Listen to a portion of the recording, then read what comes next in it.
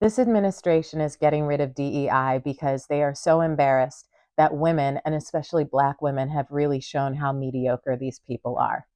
If you're new here, my name is Zakiya Young. I am the suburban Black girl, your favorite suburban Black girl, and let's talk about it. According to NPR, there are 19 people that Trump nominated that have ties to Fox News.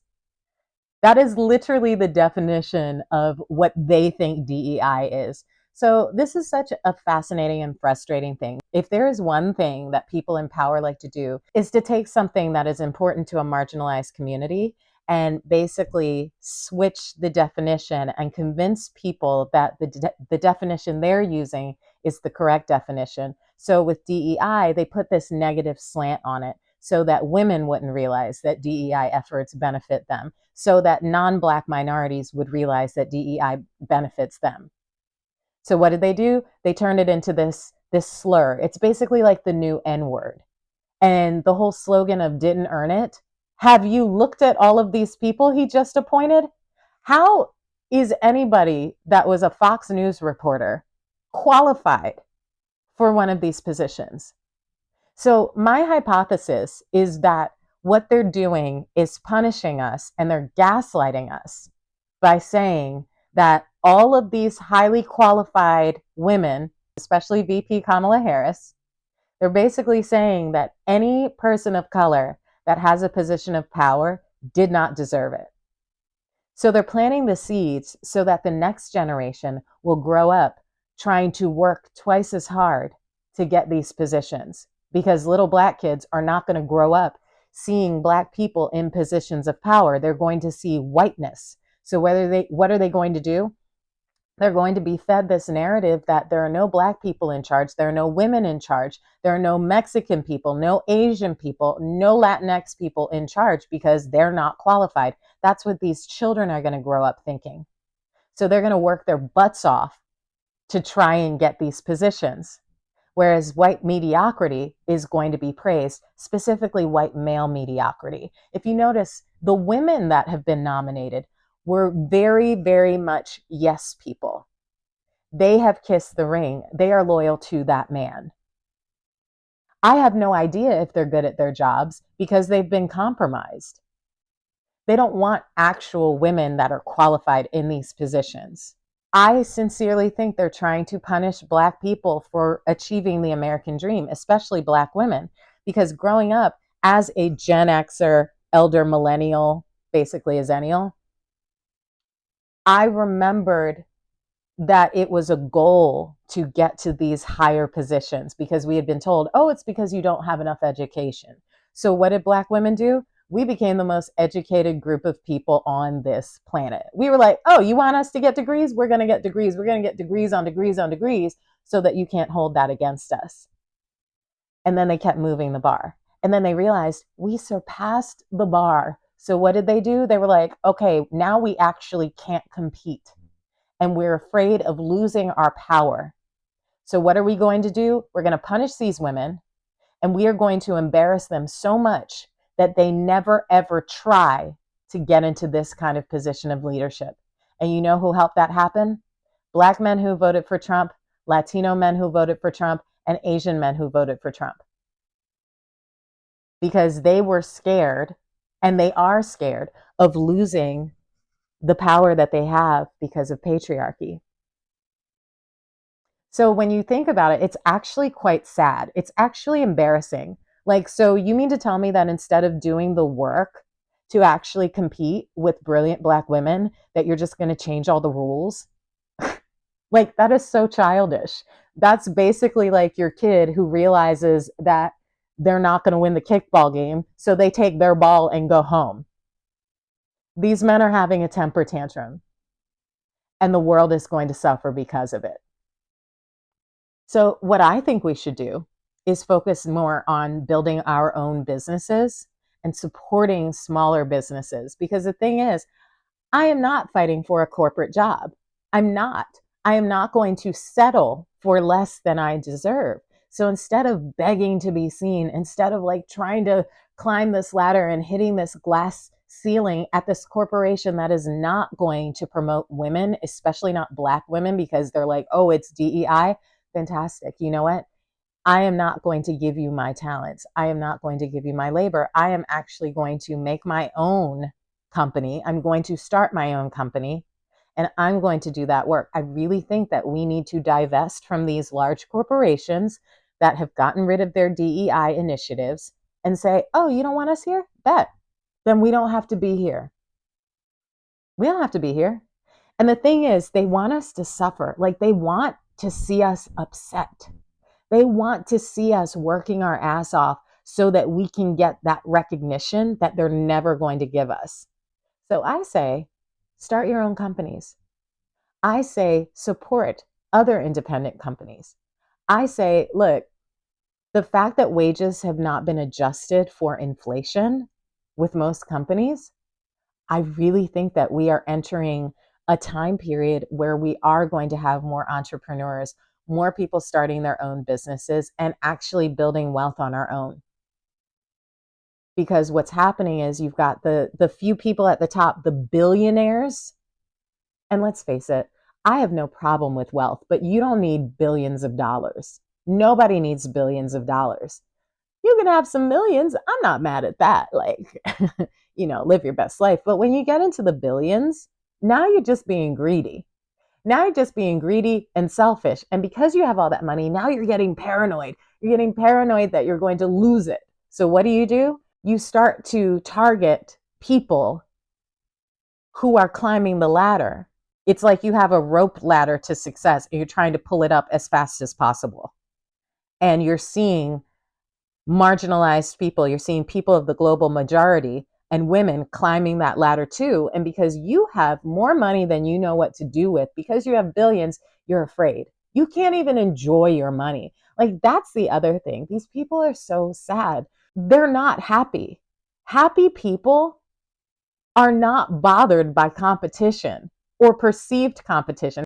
They look at things with a spirit of abundance. And it seems to me that once you get to billionaire status, you start to see things in terms of lack. You start to fear everything and everybody. So what do? You have to make somebody an enemy. And then you use your power to keep them from succeeding for no reason other than your fear. So what I'm encouraging everyone affected by this, I mean, Black women, I mean, all women, I mean, people of color. And yes, I'm saying people of color on purpose because y'all are in the FAFO phase of all of it, right? We tried to tell y'all, and now y'all see that you are not different. You are not part of the club. So what I'm encouraging you to do is to, let these mediocre white men be mediocre white men. Let's not even freak out about it. They told us this is what they were doing. So great. Take your ball and go home. Because when everything falls apart, you can't blame us. You didn't hire us. This is falling apart on your watch. So they can't blame us. They can't say, oh, it's because he's a DEI hire, she's a DEI hire. Okay, all these appointees are like white conservatives. So as everything falls apart, we can just sit back and sip our tea. Because what we're not doing anymore is fighting to get into spaces that don't want us. When we see mediocrity, fantastic. If this is the way you choose to run your business, that's great. I don't have to patronize it. I don't ever have to go to this business again. Yeah, I'm disappointed that Target is ending its DEI initiatives, but you know what's not disappointed? My bank account. I was spending too much money there anyway on stuff I don't need. Okay? Do not shop where you will not be hired. Do not shop at businesses, do not patronize businesses that have basically said, we'd rather kiss the ring than do the right thing. See, I feel like there are a lot of narcissists in this administration. And having dealt with many narcissists in my life, the biggest thing we can do to fight back is to not pay them any attention. Like, yes, we do need to know what's going on in the country, But let's stop being so surprised when they do what they said they were going to do. All right, you know, you're going to appoint all your crazy people. Great. I'll be sipping my tea as the world burns down around me because we tried to tell you. We tried to tell you. And the thing is, they do kind of get off on people freaking out, on everybody getting so angry about it. Don't give them the satisfaction, you know? And what I also want to say is let's remember that the streets are not as friendly as they used to be or as we thought they were. Okay.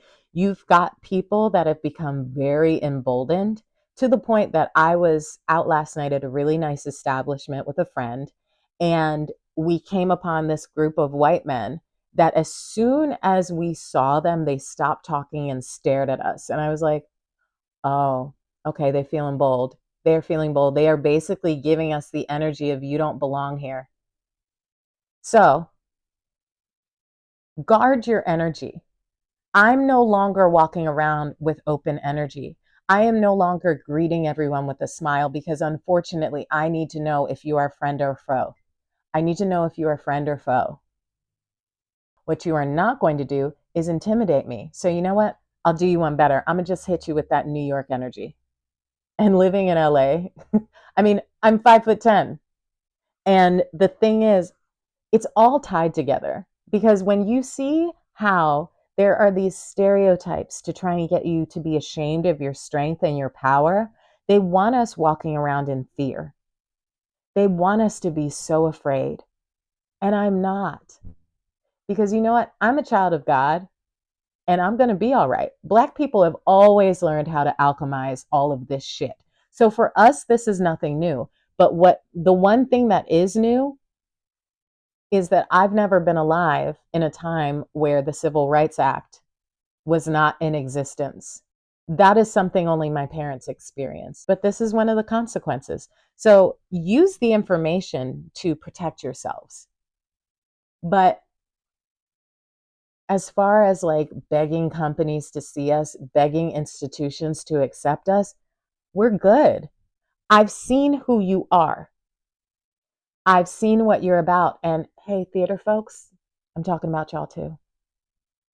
Where there are theaters that are constantly doing shows that do not feature Black people, stop auditioning for them.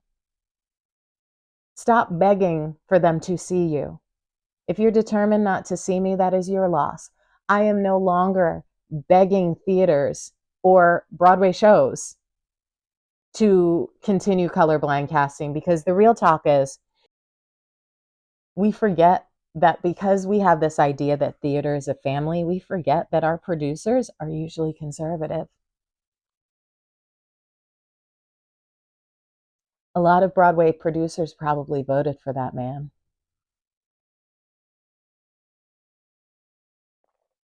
But I think we need to kind of wake up to the fact that it's never been a family. It's not a family, it's a business. And the people at the top are not your friends. They're not your friends. So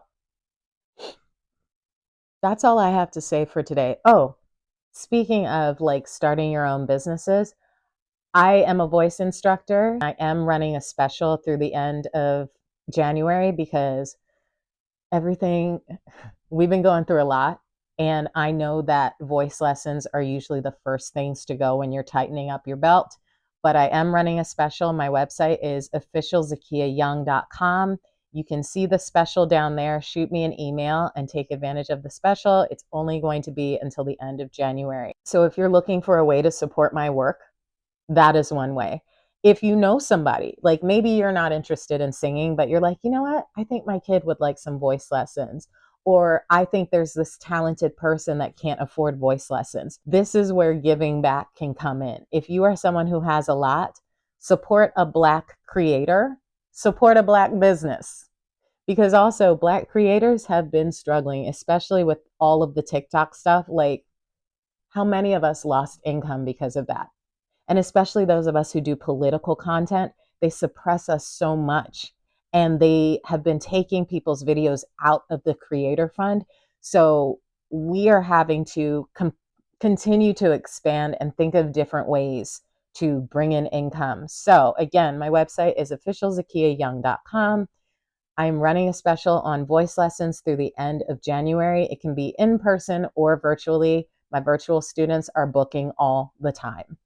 And I am a Broadway veteran. I do have clips of myself singing on my website if you want to check that out. And also, I will be launching a Patreon, but that's not going to be until tomorrow or Monday. You can join my YouTube channel. In addition to hitting the subscribe button, you can join the channel for some exclusive behind the scenes content because again, hey, this is my business. Okay, like this is now my business. I love talking about politics. Politics is very important to me. And I am finding more and more that my suburban trauma gives me the gift of being able to explain difficult concepts to white folks. And it's a gift. I just did it this morning with my dear friend Jen. So I am taking my gifts and I'm not doing it for free anymore. I'm not doing it for free. This is a gift. Thank you to the people who have been already supporting me and sending me gifts. You can send me gifts on YouTube to support my work and to say thank you. Because again, this does take a toll on me, but it's so important. Okay. So remember that the people that are really opening your mind to what's happening, remember to support them. Okay. Because remember how all of these platforms used to be a way for us to support ourselves, but now that the founders of these platforms have all kissed the ring, we are now scrambling. So here I am, my YouTube channel. I will be more exclusively on YouTube and my Patreon moving forward because it's just not safe over on Meta or TikTok anymore. So anyway, that's it for today. I'm going to rest and I will see you soon.